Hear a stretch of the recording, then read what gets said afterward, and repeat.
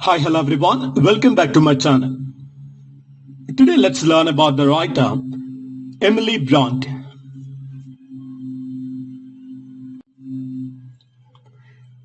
Emily Bronte, 1818-1848. Full name is Emily Jane Bronte. She was born in 1818 in Taunton, West Yorkshire, England.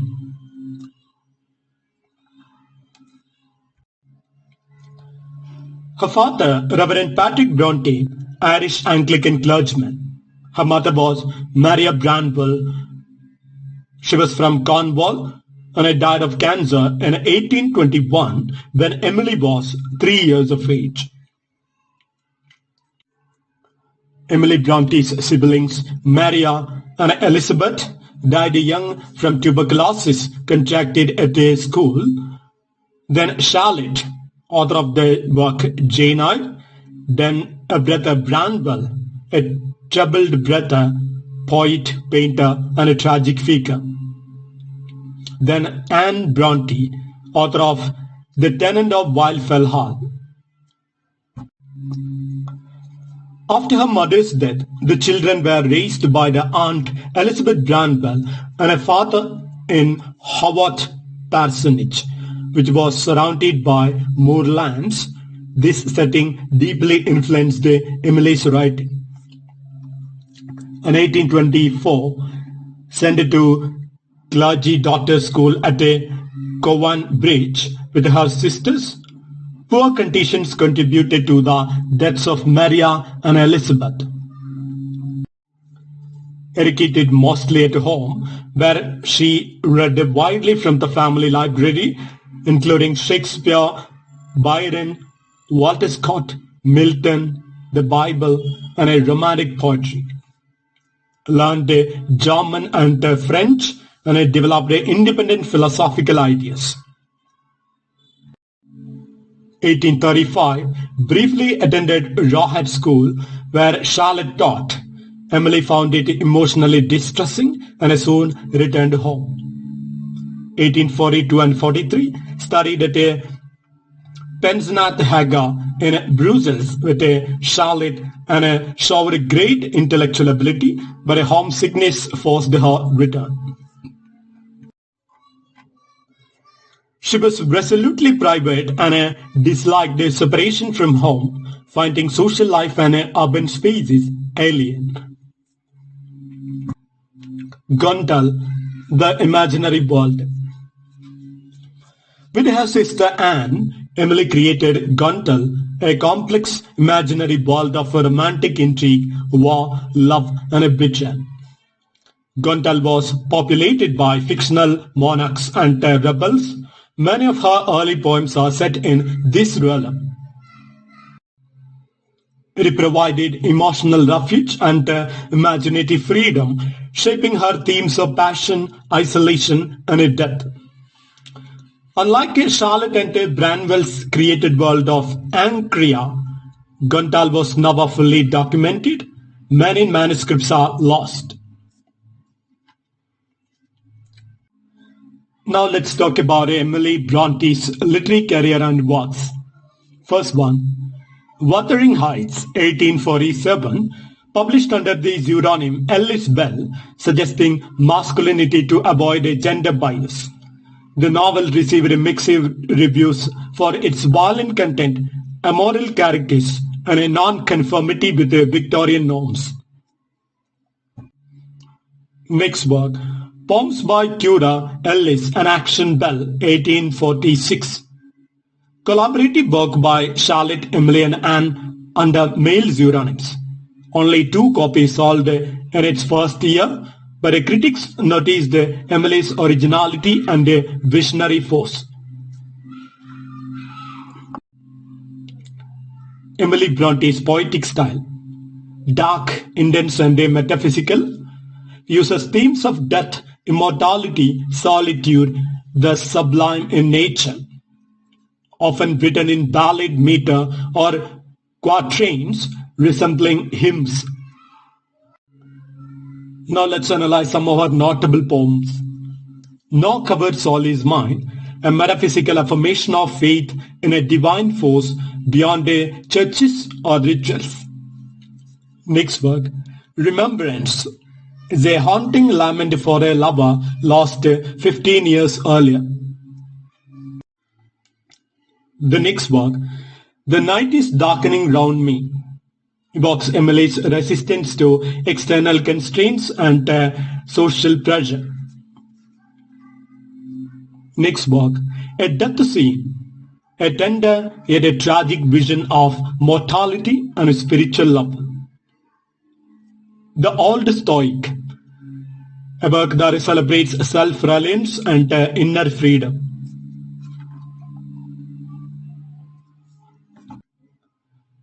Now let's analyze the themes and the characteristics of her writing. Isolation and solitude reflects her personal withdrawal from society and a love for seclusion. Nature, not just a setting, but a living, almost a divine force.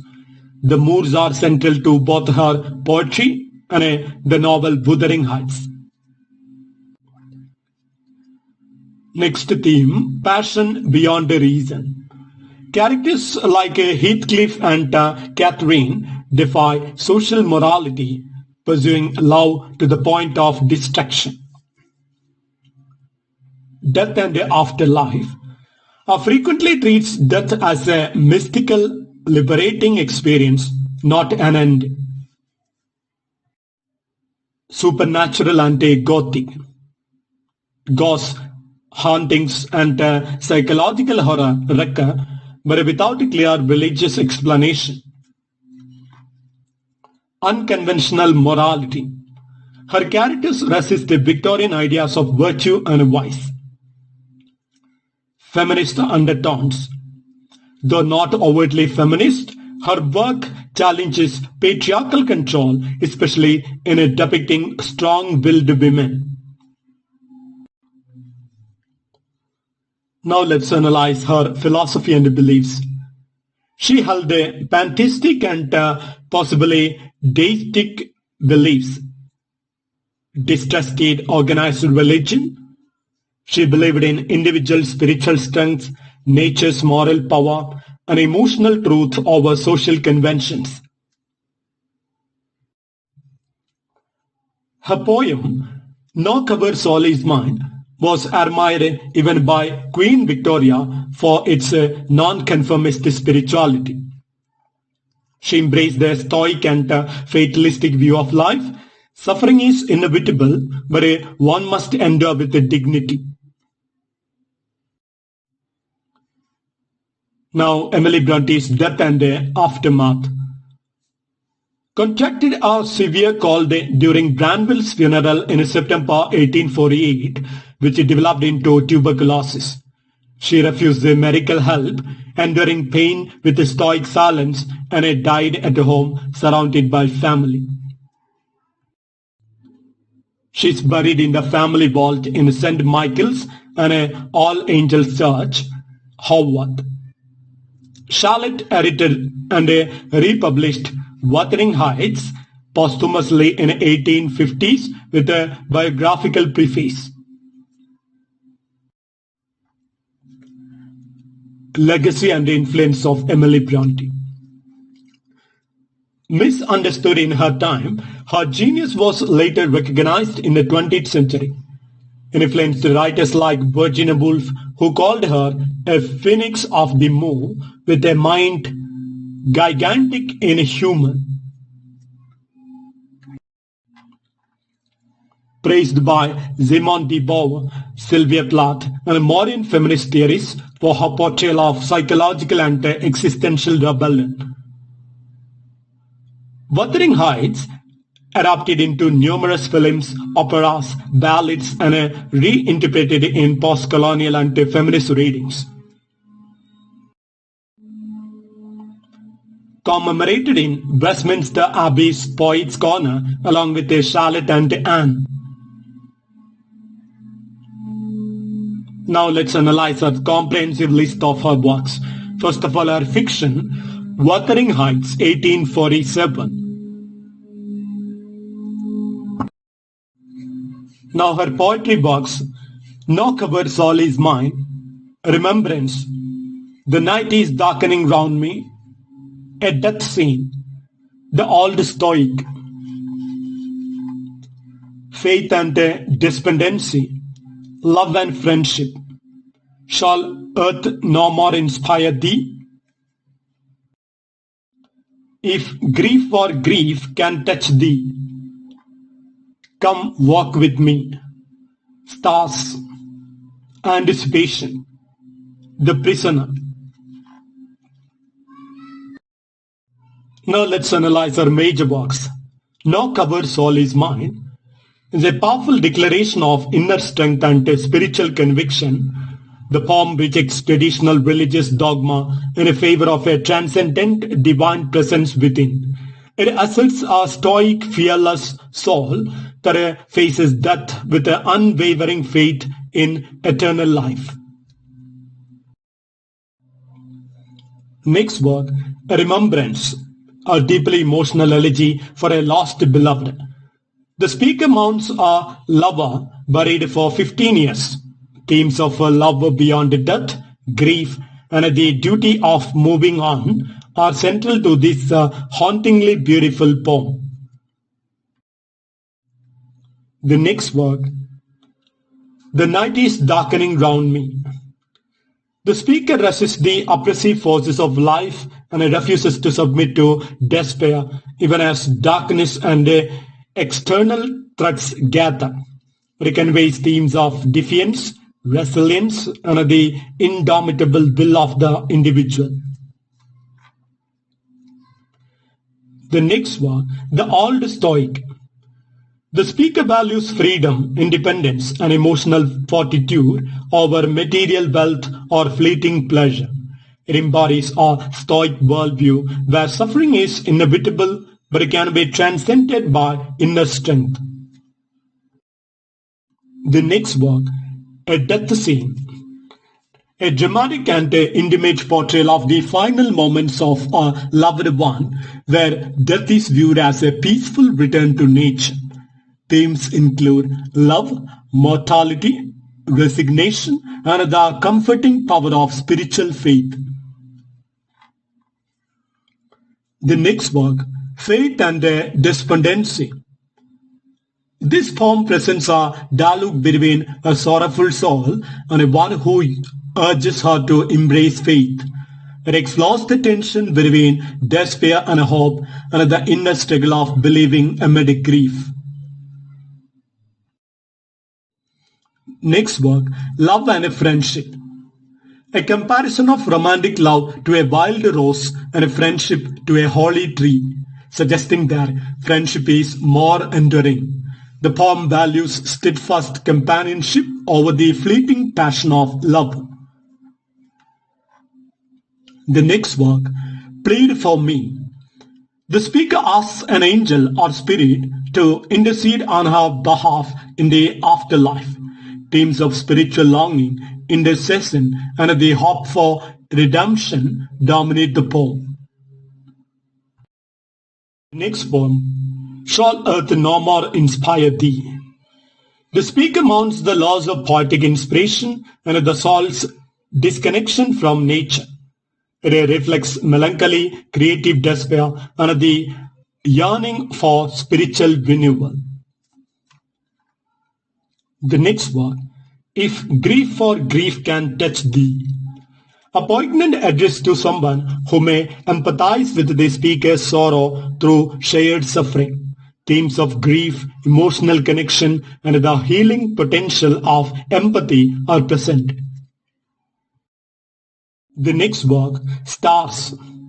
The speaker contemplates the stars as symbols of permanence amidst the fleetingness of human life.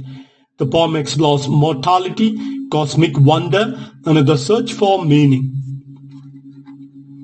The next work, Come Walk With Me. A request for companionship on a journey through life's troubles, marked by fleeting joys and a lasting pain.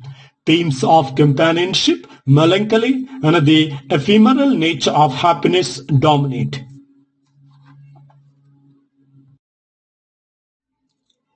The next work, The Prisoner. A female speaker imprisoned in a dungeon claims her soul remains free and unconquered.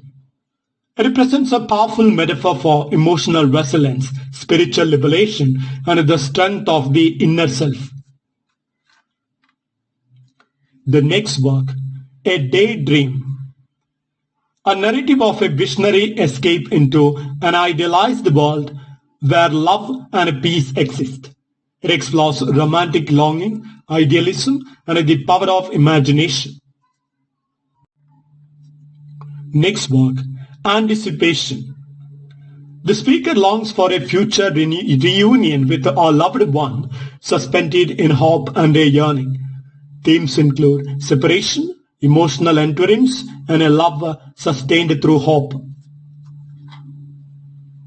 The next work, The Visionary. A metaphysical reflection on seeing the divine or mystical in moments of solitude and heightened awareness.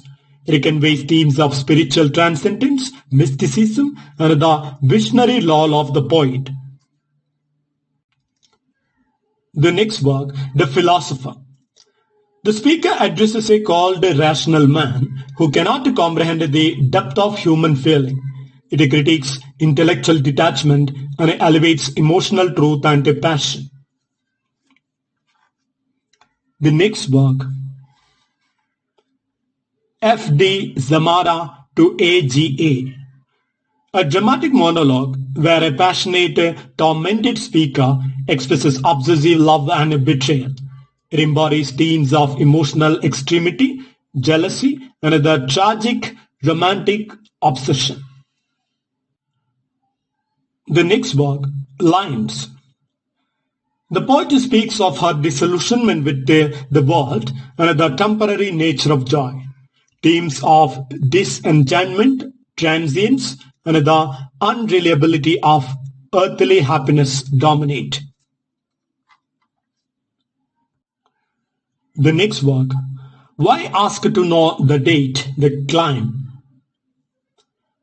A rejection of earthly measurements of time and space in favor of emotional truth and a timeless love. It expresses existential detachment and the transcendence of true emotion over rational order.